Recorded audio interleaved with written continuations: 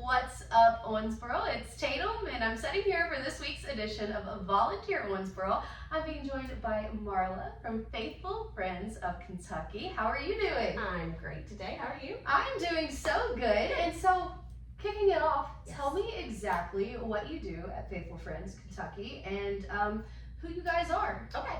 Well, the easiest way to describe it is to kind of tell you how we got started.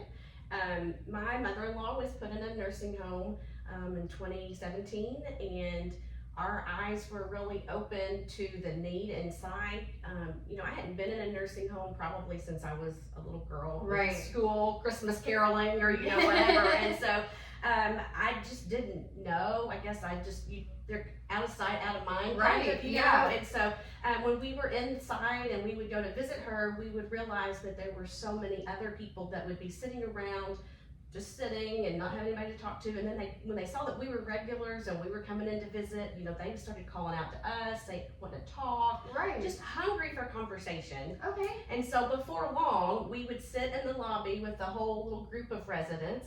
And it was easier than going room to room. We'd get them all together, and it was good to get them out of their room. Or then we'd go to the dining room and sit with them and stay and hang out for a while. So we had all these little new friends, and we also started to see just how lonely they were. Right.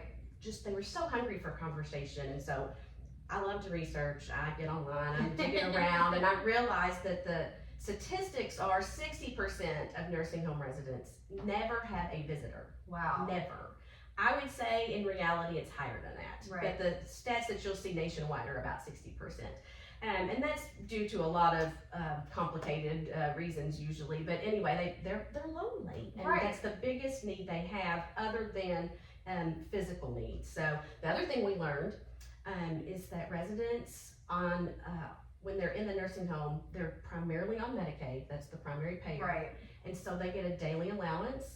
And that is a monthly allowance. That is $40 a month. $40 a month, and that has to cover anything extra that they want, snacks or gifts for their grandkids or a haircut. It doesn't even include that they've got to pay for their haircuts at the facility if they want a haircut. It pays for if they want extra toiletries, because the shampoo and the lotion and the things that they get Right. are like medical grade. They're not familiar brands. They don't Yeah. smell good. They want things that they like. Exactly. And so we were starting to get residents to be like, hey, here's $5. Will you go to the Dollar General and pick me up some shampoo? And it just really broke our hearts. And we were trying to meet these needs by ourselves, and we're like, we can't do this. Right. There's too much. And so we went to our church.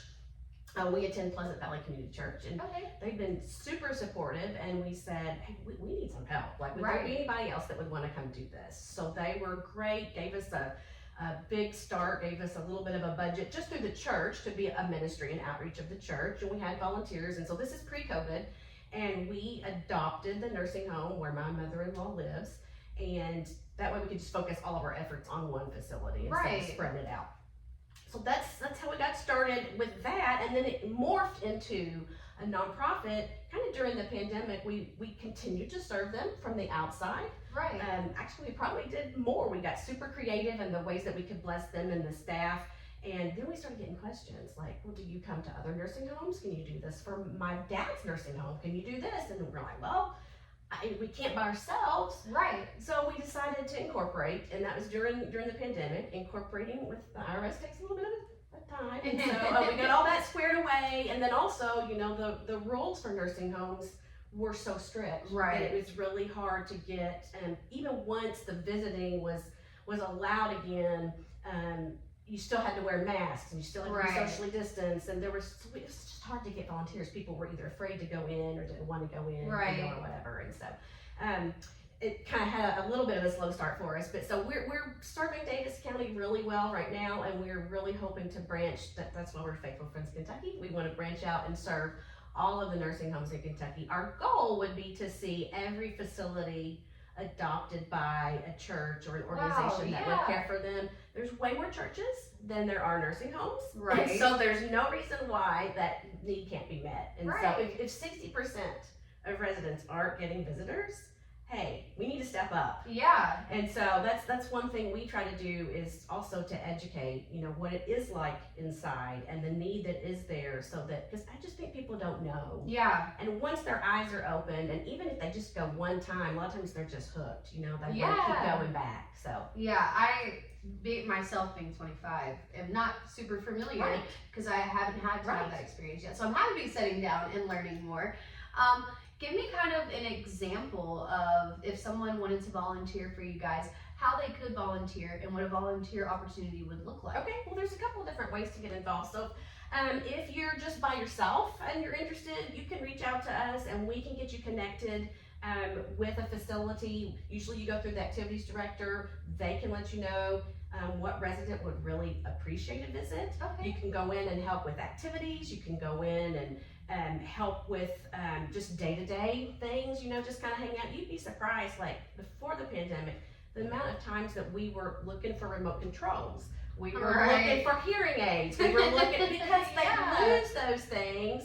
It's kind of like living in a dorm. I kind of joke about that because their doors are open, everybody's in and out.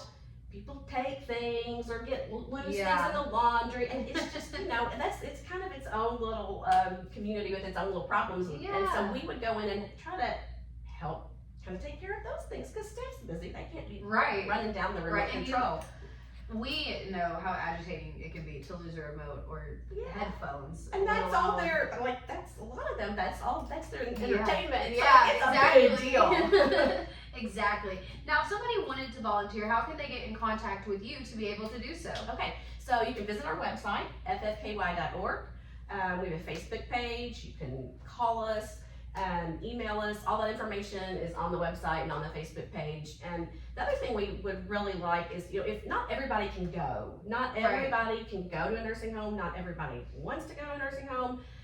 Volunteer organizations have trouble getting volunteers. It's, you know, that's pretty much a standard thing. And so sometimes I view myself as a missionary. Like, you know, not everybody is going to go over to Africa and be a missionary, but you can certainly help with that. You can send money, you can pray, you can donate items. And so that's kind of the way I describe what we do too. So if you can't go, but you still want to help meet a need, and we have a lot of that, and we have a donate button on our website, a donate form. You can adopt a resident kind of that way to meet some of their needs, like buy a birthday gift or pay for a haircut. We've got several different options of things. We can't store items right now. I don't have a big enough place. We've had people say, well, I want to send you, you know, a whole box of shampoo or whatever. And I'm like, I'd love that, but I can't store that. So if you want to send me the money for that, that would be awesome. So that's where we are. We're hoping to grow and expand across Kentucky, because like I said, it is just a huge need that people do not know about. Or I didn't know anyway. I don't want to speak for other people, but like I would drive by I really did drive by the nursing home every day and just not even give a thought, you know, to what was going on inside. And then when you hear that they don't have visitors, you know, I just felt so guilty. I'm like, I got an hour a week, an hour a month. Yeah. Like, that's no big deal. And the reason we named it Faithful Friends Kentucky, or Faithful Friends, was because anybody can be a friend. You know, sometimes it's intimidating to go into a nursing home. It smells. It's got weird noises. Like, it's different. Yeah. And so we just try to say, just be a friend. Yeah. Just go in and be a friend. You don't have to worry about what to say or what to do, because you can't do anything medically. You can't go in and help, you know, move them or do anything the staff needs to do. So you've got an easy job. You just go in and be a friend, talk to them, ask them questions. They love to tell you stories. Right. It's very easy to get started. You know, just tell me about, hey, did you grow up in Owensboro? Right. And they probably have some of the best stories. Oh my gosh, the stories I've heard have been awesome. So much. Just a lot of life. They have, and they want to tell you those stories. Yes. They want to be heard. They want to be seen. And when they're shut away like that, you know, they don't have the opportunity. That's very dehumanizing. So it's really great to be able to go in and form relationships. I love it. You guys are doing some amazing stuff. Thanks. If there was one thing that you would want the listeners or viewers to know about Faithful Friends Kentucky, what would it be? We need you. We need you because the nursing home residents need you.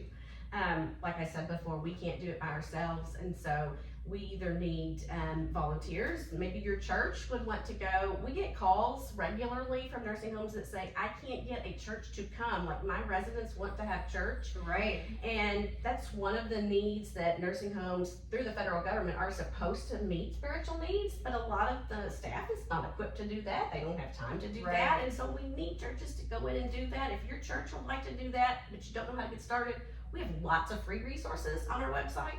We want to make it as easy as possible.